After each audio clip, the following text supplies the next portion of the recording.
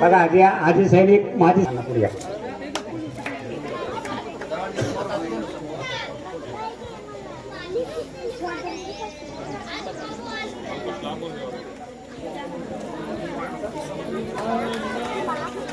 या आजी माजी सैनिकाच्या वतीनं व मान्यवरांच्या वतीनं इथं नागरी सत्कार झाला आहे। यानंतर ग्रामपंचायत देवगावचे सरपंच सन्माननीय अतुलदादा मुंडे व सर्व ग्रामपंचायत सदस्य